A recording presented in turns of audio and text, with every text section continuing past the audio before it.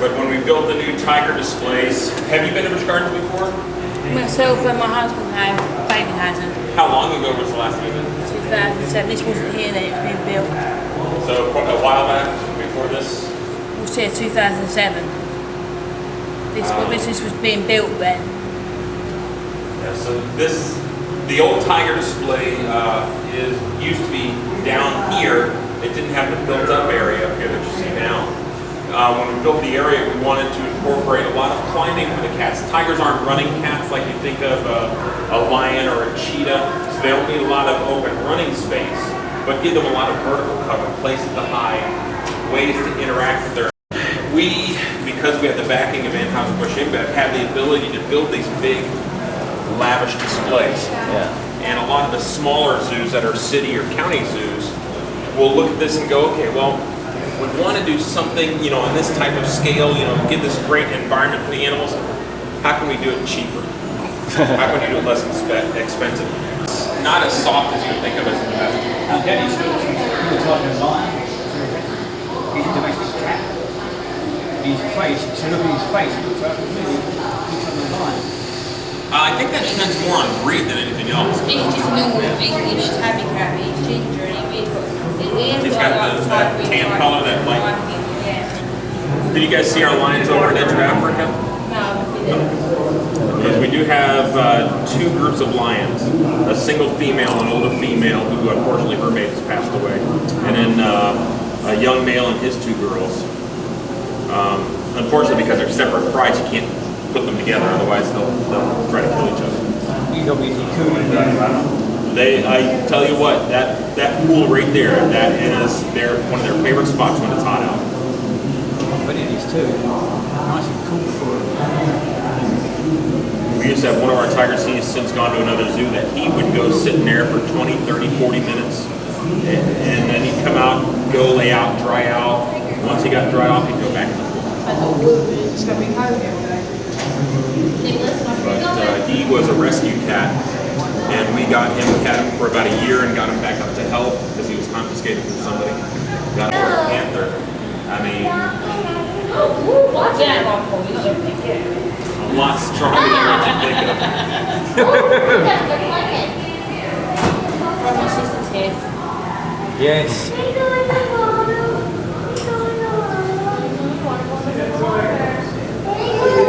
They are gorgeous animals. We have both white-tailed and orange Bengal tigers. Yeah, so the one with the I tell you what, one thing that makes my blood boil is when they can kill them. When they, Blood really boil. that's one of the big threats for tigers right now is people hunting them for, well, habitat loss is a big issue, but when they encounter them in many of these areas where they're logging and that, they see the tigers like, well, let's kill the tiger and get the money that we can get for selling the parts.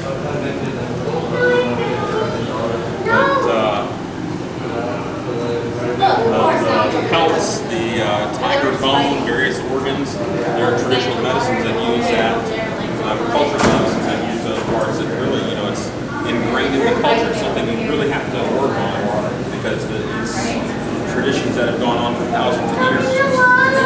And all of a sudden say, you know what, that really doesn't do anything, you know, there's no medical cure with this. But it's their culture, it's their traditions that you have to get by to know how important the species is to conserve if somebody's going to go feed. Now, when we do go downstairs, there will always be a barrier between us and the animals, and there'll usually be a secondary barrier to make sure we're out of arm's reach, so fingers don't go in the cages. Even the keepers don't put fingers in the cage because our hands are made out of meat, and that's what the tigers eat. So no fingers in cages. But I don't know what they're planning on behind the scenes. It varies from day to day. Sometimes it could be a training session, sometimes it could be a feeding session, or a combination of both. Sometimes it could be an enrichment session. It depends on the tiger's schedule because it rotates through. They're watching what's going on over at the arrangement. They may the arrangement crossing over any of the lines. I see one of the ranks sitting up on top of the tower. So they may have been watching the arrangement.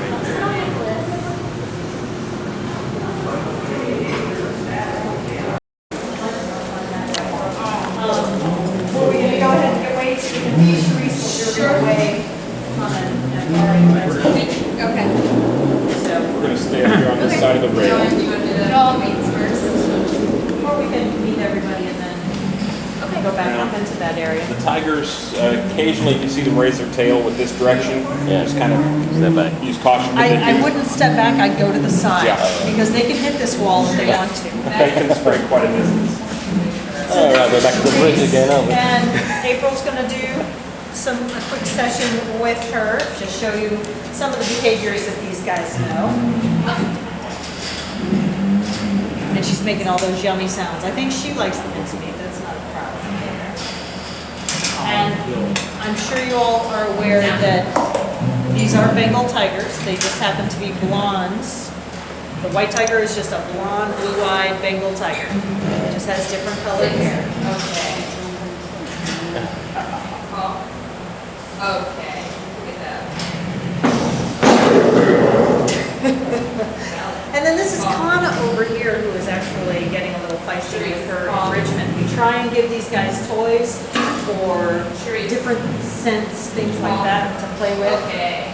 And obviously, she has destroyed the weevil. It's not wobbly. It's not wobbling. So you guys Okay. rub anything on it or just give it? No, it's just the weevil. Hey. I'm gonna save the rest of this. But they do a lot of scent marking with facial glands there, of course, the urine and that.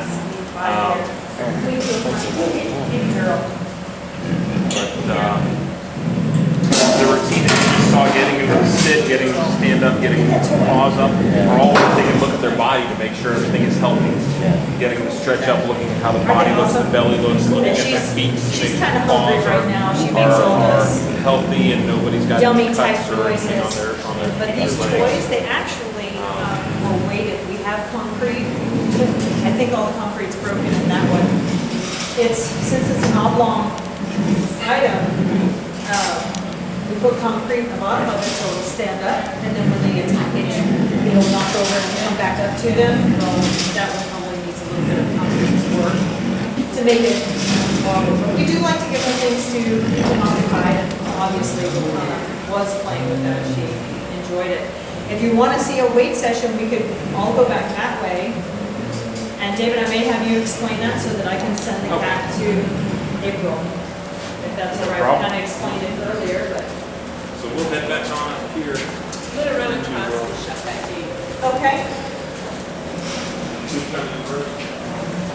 Fine.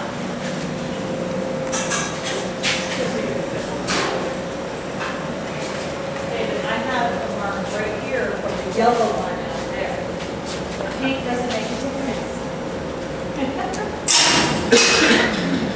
So what we're going to do, when April's in position and ready to go, she will open the door, and when the cat is not like waiting at the door, you know, like waiting to rush the door, she'll We're open the door ready and for she'll call the cat. Kana. Here That she way the cat comes. comes I'm gonna out. leave her door open.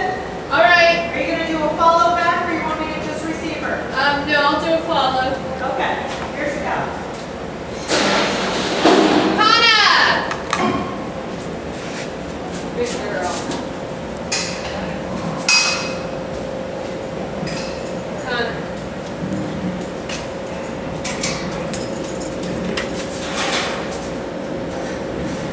Anytime you're doing anything with an animal, you're actually training the animal. Yeah. Whether it's just, putting food in a food bowl or whatever, the 29 animal's solid. learning from that. Yeah. And you can capture certain behaviors Very nice. at the right time, and it is Good. incredibly Do a easy. follow. What's great is And if we Kana!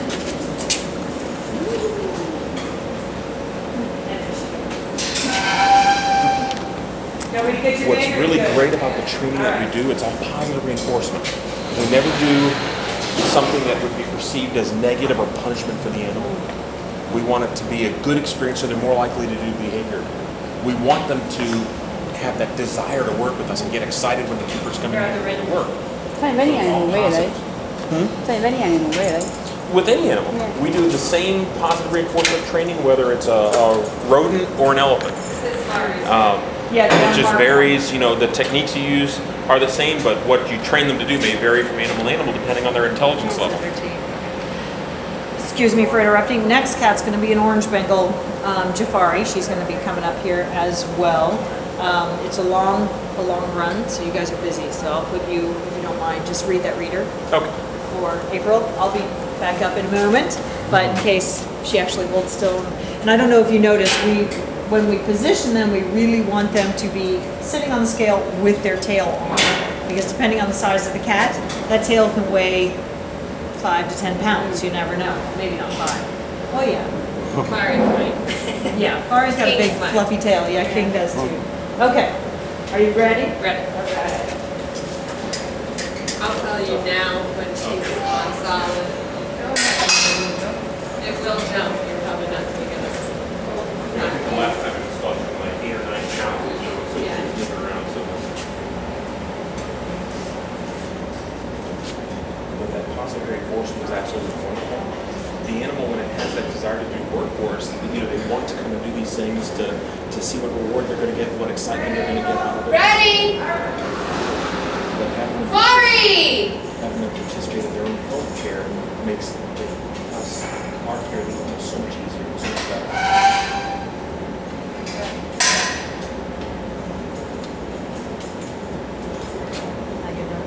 Oh no. She was running. Partway There up. you are. Good Okay. girl. She's on. Yeah, that's solid right there. Oh, sorry, Mark. Now you'll have to watch the difference too in how she eats as opposed to the girls that you just saw fed. This one's like our little princess. She's very Yeah. dainty.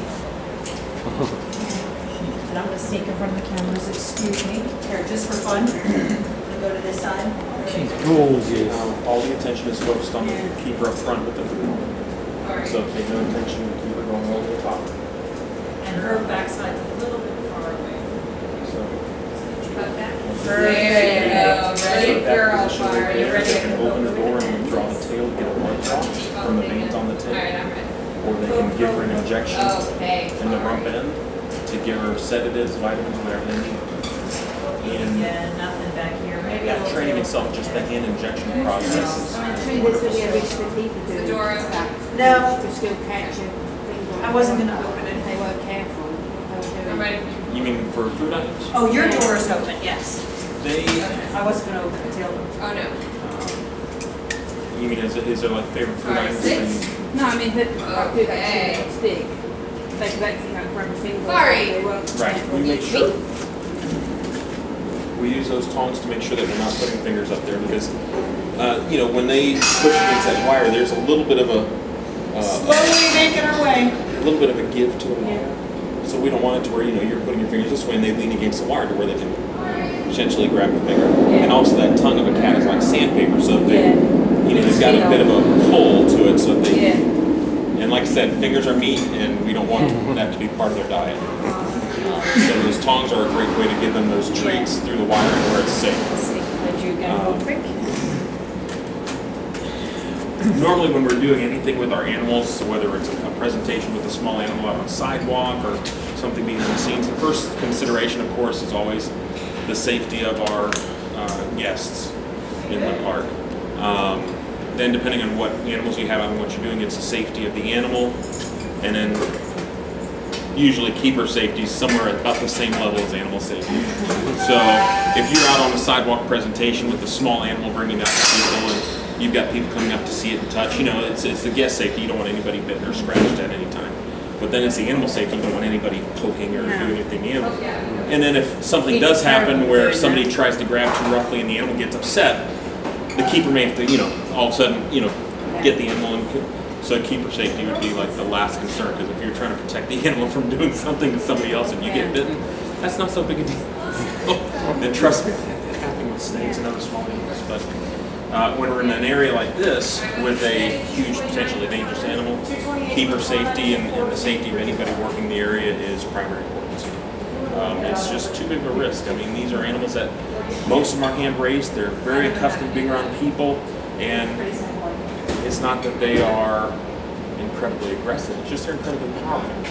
And even if they just want to play, just like your house cats at home, if they've got claws and teeth and they want to play and they grab, it can be a bit of a problem. Imagine that Yeah. with a 200 to 300 pound animal. It can be a big issue. Jody's looks like she's got some wonderful treats and snack enrichment for our. You saw the toys. Let's head back down this way. You saw the toys that we give them. Sorry, I'm sorry. 214. Yeah. We give them all different kinds of things to smell as well, because they don't react to catnip like domestic cats will, but they will react to some of the spices. Ours is chicken. And I will have you stay on this side, but I was just, since all the girls did pretty good, I was just gonna give them a treat and see what they did. See what they did with the cinnamon. The Therese made a mess right in front. Yeah, I don't want to roll in that. Here, we'll put it on your toy. What do you think? She's like, I don't know. Here.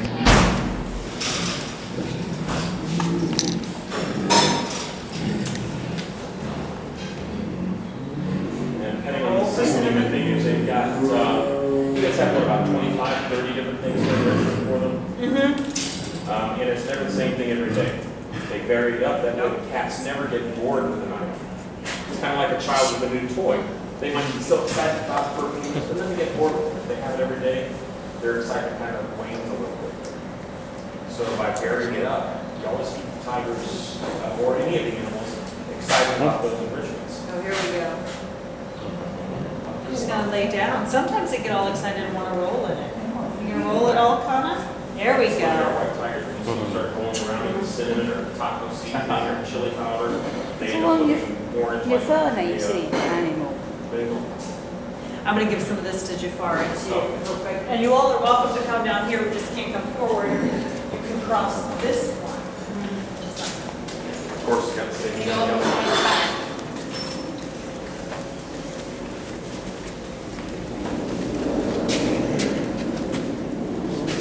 Here. What do you think? Oh, yeah. Good? Good stuff? Looks good.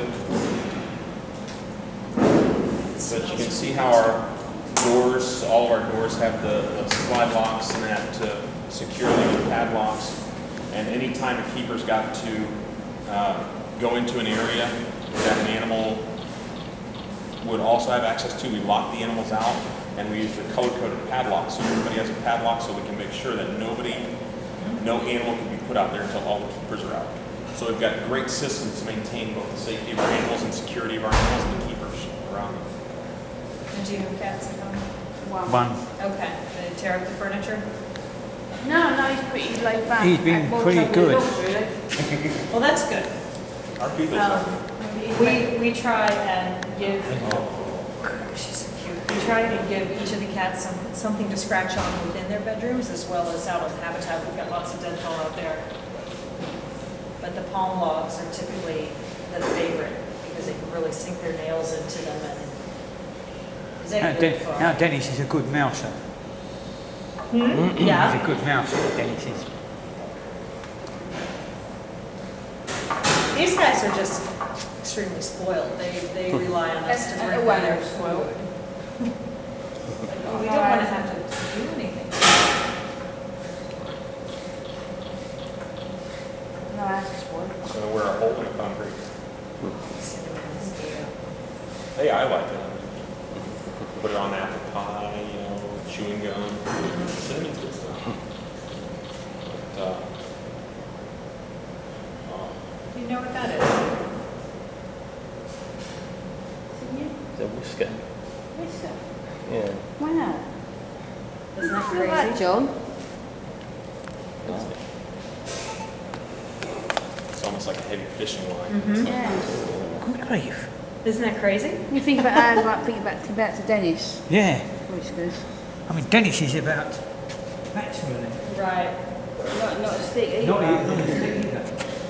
These things, I mean, now she's got a market. They had this crazy smell in here, now I've got a scent market. As long as it's in They've that got direction. those, they're just gonna scratch. I mean, they've got scent glands in their feet, so that's why they get into the scratching on trees and things. They're leaving a scent behind, not only sharpening their claws, but they're leaving a scent behind. And then she's really, typically when she gets ready to urinate, she'll do a lot of that back foot scratching, but you were just leaving the scent there, huh? Are you gonna say hello to everybody? You are gorgeous, aren't you? Thank you, because I'm biased. I think she Beautiful tiger. But she was also a rescue cat. She was one that as a cub somebody was trying to sell her and her brother as cubs. And they were confiscated and we acquired them. That was a little chuff. That wasn't a good one. Oh, she's not going to do it. Tigers have a special way of saying hello when they want chuff. However, Gorgeous. Princess does like a good back scratch. Sold them in the hallway. The toys. But both her and her brother, they were confiscated and we acquired them as cubs. And she was hand raised, and when she got old enough to be introduced into the other, the white tigers here, they're all about the same age, and they were introduced together at a young age. Once they're about 6 to 8 months, we can't introduce them anymore. Yeah. Gotta be in there with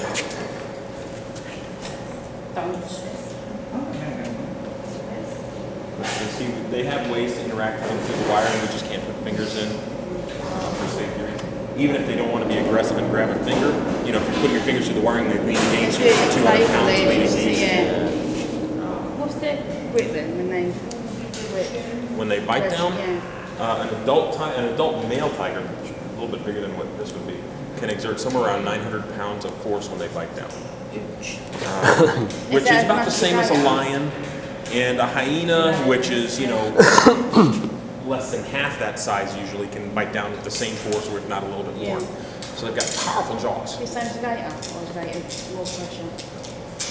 Which one? Gator, alligator. The alligators actually have the strongest jaws of any predator alive that we know of today. And an adult alligator that's about 10 foot long can produce somewhere around 2,000 to 2,500 pounds of force when they bite down. So you're talking about a huge difference, but it's only when they do that big snap at first. But alligators are designed to crush through turtle shells, so they have to have a lot of force in that bite. These ones, they can bite down with that jaw, sink the canine teeth in to rip up the spine or the throat of a prey animal. And they can hold it really tight for a while until they were to suffocate or dispatch the prey. But powerful jaws, great teeth, biggest canines of any of the cat species. We do have that skull we could pull out, And we can do that as we walk back up. but it looks much prettier. Yeah, with the hair and everything else on it. You're gorgeous. You know, with that skull that's up there, I actually modeled the muscles on it so we can determine what the musculature would be like on that. So I actually made clay muscles for that. There's a good show from Connor too. Good girl. So that's the happy tiger greeting. That's a good girl. Yes, that's a good girl. And this little girl came to us when she was 6 months old. So she was, and actually the facility where she came from, some of the girls that raised her came down to visit, and she remembered him. And that was when she came when she was 6 months old. I knew you messed up your skull and then had to lay right in it. Yeah.